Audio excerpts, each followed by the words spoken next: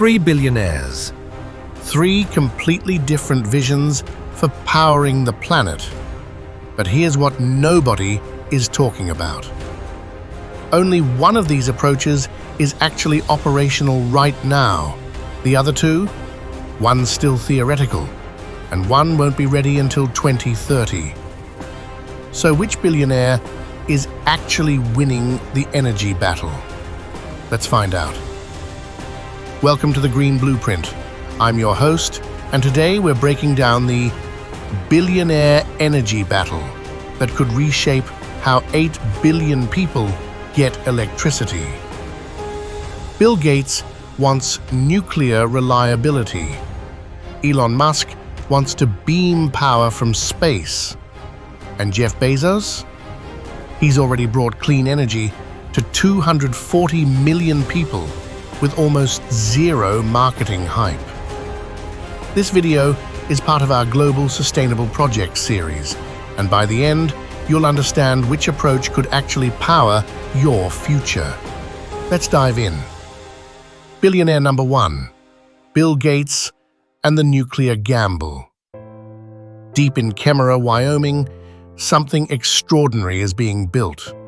Bill Gates' company TerraPower is constructing the Natrium nuclear plant, and it's unlike any nuclear reactor you've seen before.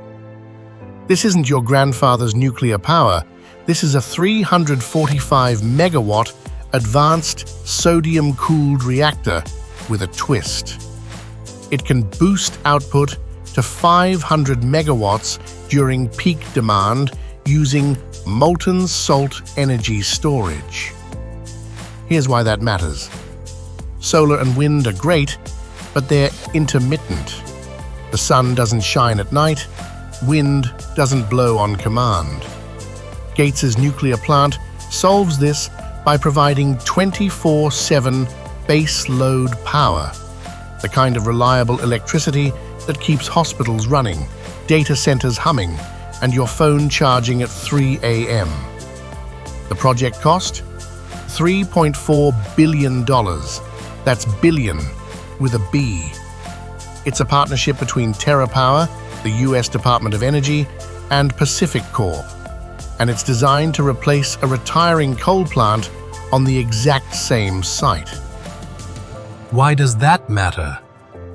Because it means 1,600 construction jobs during the build, and 250 permanent jobs for decades once it's operational. Coal workers can transition directly into nuclear careers. No community left behind. But here's the catch. The Natrium plant won't be operational until around 2030. Construction just started in June 2024, and nuclear plants take time. Licensing, safety reviews, public hearings. It's a marathon, not a sprint.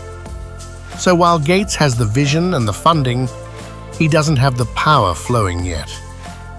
Gates himself said this, quote, "Wyoming has been a leader in energy for over a century, and we hope that our investment in Natrium will allow Wyoming to stay in the lead for many decades to come." End quote. So, pros of Gates' approach? Reliable, clean, zero emissions during operation, can integrate with renewable grids. Cons? Expensive, slow to build. Nuclear waste requires long-term storage, and public perception? A lot of people are still scared of nuclear power. Billionaire number 2, Elon Musk and the space solar moonshot. Now let's talk about Elon, because if Gates is playing chess, Musk is playing 4D interstellar Go. On November 21st, 2025, just days ago, Musk announced that SpaceX's Starship rocket could deliver 300 to 500 gigawatts of solar-powered AI satellites into orbit. Let me put that in perspective. 500 gigawatts is enough to power the entire United States. Here's the concept. Instead of building solar farms on Earth where clouds, night, and weather reduce efficiency, you put massive solar panel satellites in space. They collect sunlight 24/7 in orbit, convert it to energy, and beam it back to Earth using microwave or laser transmission. It sounds like science fiction, but Musk says Starship's reusable launch system makes it economically viable for the first time in history. The advantages? Unbelievable. Space-based solar has 10 times the efficiency of ground solar because there's no atmosphere blocking sunlight. No weather, no night, just pure, constant energy from the sun. And because Starship can carry massive payloads, up to 100 tons per launch, Musk claims he can deploy entire constellations in just a few years. But, and this is a big but, this is completely theoretical right now. Musk has not launched a single solar power satellite. There's no working prototype, no demonstration mission, no verified energy transmission back to Earth. It's a vision, not a reality. And we're talking about technology that needs to wirelessly beam gigawatts of power through the atmosphere without frying birds, planes, or, people. Critics say this is decades away. Supporters say if anyone can pull it off, it's Musk, the guy who made reusable rockets and electric cars mainstream. Time will tell, but right now, it's a moonshot, literally. So, pros of Musk's approach?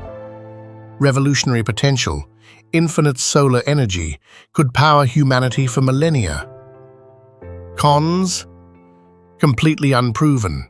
Massive technical challenges, requires regulatory approval from every country. And the cost? Unknown, but probably trillions. Billionaire number 3, Jeff Bezos, and the quiet revolution.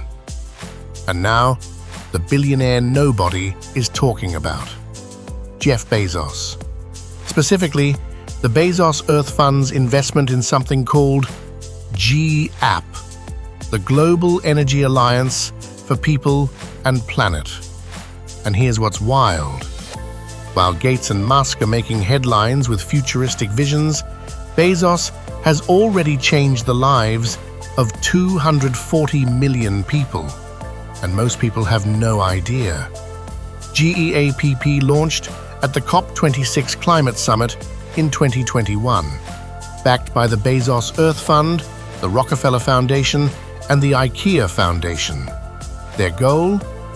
Bring clean, affordable, renewable energy to the billion people on Earth who still don't have reliable electricity. And they're not messing around. In just 4 years, GEAPP has mobilized $7.8 billion in financing. That's more than double Gates' nuclear plant budget. And check out what they've accomplished. 240 million people have gained new or improved energy access. That's nearly the population of the United States, getting electricity for the first time, or upgrading from diesel generators to clean solar and wind. They've supported 3.1 million jobs and livelihoods, not just construction jobs, but permanent positions in operation, maintenance, and green energy sectors across 30 countries. And here's the environmental win. 952 million metric tons of carbon emissions avoided. That's like taking 200 million cars off the road for a year. How are they doing this?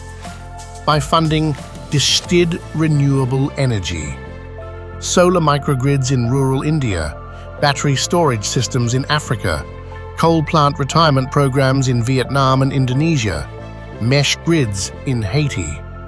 And here's the genius part. They use philanthropic capital to de-risk projects, which then attracts multilateral banks, donor governments, and private investors. Every dollar they put in leverages $15 more from other sources. Their current initiative? Mission 300. The goal is to connect 300 million Africans to electricity by 2030. Right now, 600 million people in Africa have no power. GEAPP just committed another $7.5 billion over the next 5 years to finish the job. Bezos himself hasn't been out front on this like Gates or Musk, but the Bezos Earth Fund's vice chair, Lauren Sanchez Bezos, said this, quote, "The Pacific isn't just a beautiful backdrop, it's a lifeline. We're here to match that ambition and help turn it into protection at scale." End quote. That was about their ocean conservation work, but the same philosophy applies to energy. Big ambition, real execution, minimal hype. So, pros of Bezos's approach: operational now, proven impact, leverages other funding, creates jobs. Cons: less sexy than nuclear or space, more complex. It's a partnership, not a solo vision. And it requires sustained collaboration across governments, banks, and NGOs. So, who's winning the billionaire energy battle? Let's be honest, they're not really competing. They're solving different problems. Gates is solving the baseload reliability problem because even with solar and wind, you need backup power for when the sun sets and wind stops. His nuclear plant will keep the lights on 24/7 for Wyoming and the region. Musk is solving the future problem. If, and that's a big if, space solar works, it could provide unlimited clean energy for centuries. But it's not happening tomorrow. Bezos is solving the current problem. Right now, 750 million people have no electricity. GEAP is fixing that, village by village, grid by grid, and they're doing it with technology that exists today. Here's what I think. We need all three. Gates Nuclear for reliable baseload, Bezos's distributed renewables for universal access, and maybe Musk's space solar for the next generation. These aren't competing visions, they're complementary solutions, maybe for a planet that desperately needs clean energy. The real question is, which approach will impact your life first? If you live in a developed country, you might see nuclear or distributed renewables in the next decade. If you're in a developing nation, GEAPP's work could bring you power in the next 5 years.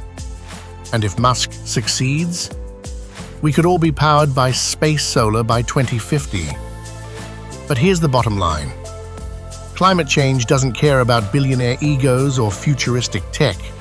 And right now, Bezos's GEAPP is delivering more results for more people than anyone else.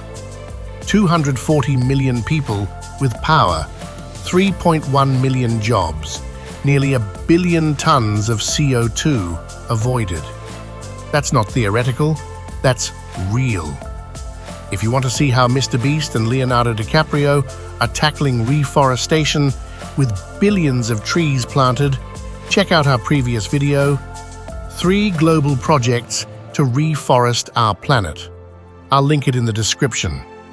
It's the same type of massive scale impact, and you'll see how celebrity-led projects are changing the planet right now. Don't forget to subscribe and hit that bell so you never miss an update from the Green Blueprint. Follow us on Instagram at @thegreenblueprint_TGB. Keep building a greener future. See you next time.